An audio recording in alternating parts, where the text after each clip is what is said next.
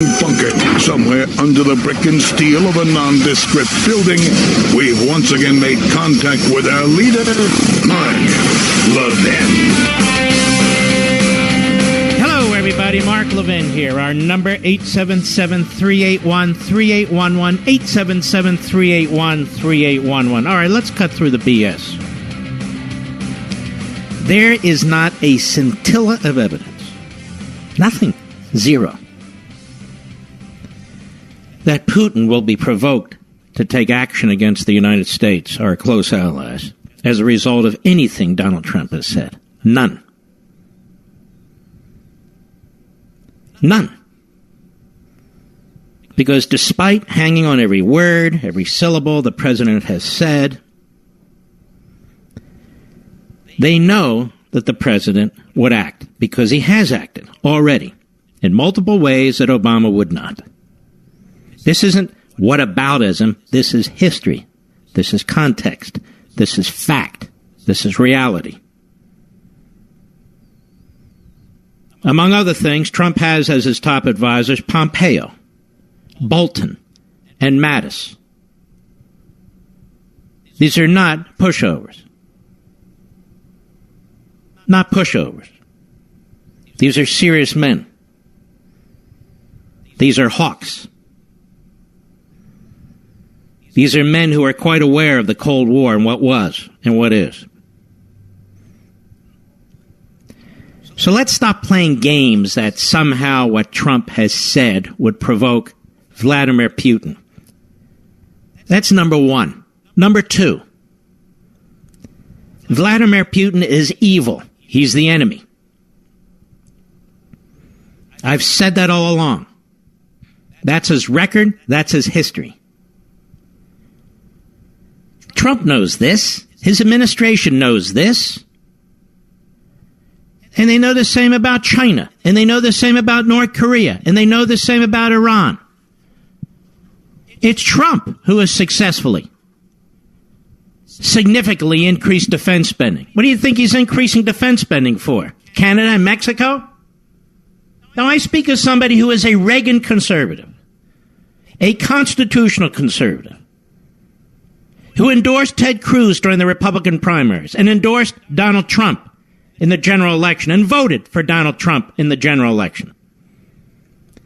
And Donald Trump has been far more conservative on far more issues than I ever believed he would be.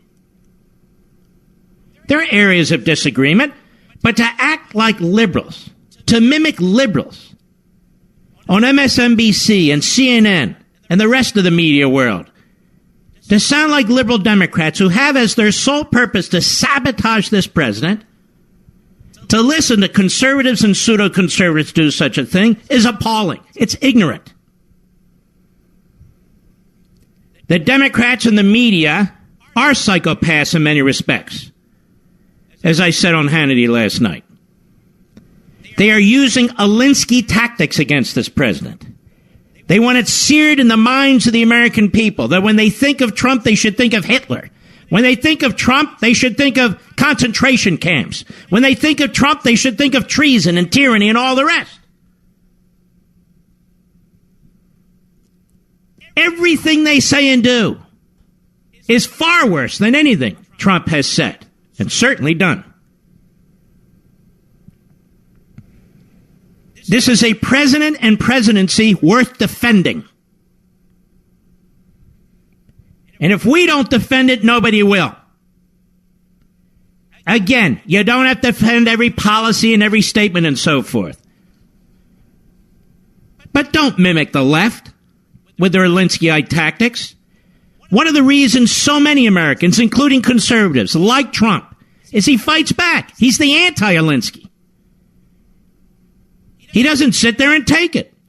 How many times do we say during the presidency of George W. Bush, why the hell doesn't he defend himself? Why the hell doesn't he defend the war in Iraq? What's the problem? So he'd get beaten up in the media. He'd get beaten up by Democrats. Well, Trump doesn't go that way. We've been beaten up and kicked around for so long that some in the Republican Party and some in the conservative movement just expect to be beaten up and kicked around. As long as they can write a column or be on the radio and make a speech or have an appearance on TV, they feel perfectly fine. Well, I don't feel perfectly fine. I've lived too long. In and out of politics, in and out of government, in and out of radio, to see an attempt to sabotage a president, and I will not participate in that. There is no fear that because of the press conference in Helsinki, what is this, day 3 or 4? Or what the president said today, Vladimir Putin will all of a sudden say, oh, good, we can attack America. Oh, good, we can go after one of America's allies. Such simplistic, left-wing nonsense. Nonsense. They've seen what Trump will do in Syria. They've seen what Trump will do to Russia. They've seen what Trump will do to China, to North Korea, to Iran. They haven't seen anything like this since Ronald Reagan. So let's stop playing the left's games and pretend that Trump is provocative, that he's sending the wrong message to Putin. Now, the Democrats say they want the translator for the one-on-one meeting with Trump and Putin, the private meeting that took place, to testify before Congress. Now, isn't that precious? The same Democrats who didn't want to hear a damn thing about all these secret side deals and the Iran deal that enriched a terrorist regime that killed American soldiers and is the leading terrorist regime in the world. They had no problem with the Iran deal, secret side deals, the conference of $150 billion to the Islamo-Nazis in Tehran. They had no problem whatsoever. And when Donald Trump, that's right, Donald Trump said, this deal is crap and I'm killing it, well, they were very upset about that. Secret deals or no secret deals. But this is a separation of powers issue. They don't get to talk to the translator who was in the meeting with Trump and Putin. The president is the commander-in-chief. They have no oversight on that whatsoever. Nothing's been presented to Congress. Not a treaty, not a deal, nothing. Now, you folks need to keep something in mind. Some people intend to make their careers on Donald Trump.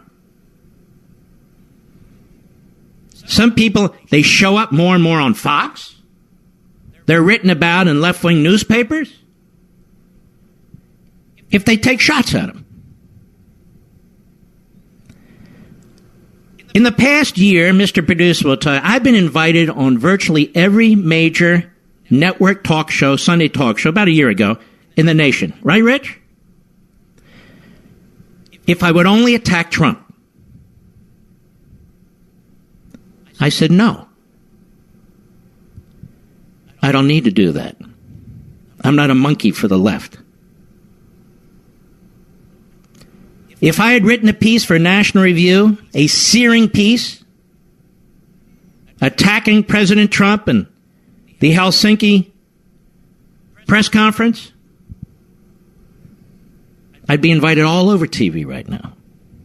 I'd be favorably praised in the Washington Compost, the New York Slimes, and elsewhere. I don't go that way. I haven't since I was a teenager, and I'm not going to do it now that I'm 60 years old. This president, while he does things that are very frustrating to me in trade with our allies and so forth, this president is crucially important for the future of this country. Now, why? Why do we spend day in and day out in the pseudo-media with pseudo-conservatives, the left, the Democrats, the whole cabal, arguing over, he said no. Did he mean no to any questions, or did he mean no to Russian intervention in our election? We spend more time talking about that than Obama failing to do anything about it. Oh, that's whataboutism. Whataboutism. It's called knowledge. It's called knowledge. It's called information. It's called reasoning. That's what we do. So we can know who's up to what. And that's very, very important. Conservatives should be defending this president. Not in every respect. Not like the pom-pom boys and the Rockettes. But defending him where he deserves to be defended. And what are some of those areas where he should be defended? Well, I'll explain in a moment. We'll be right back. Mark Levin.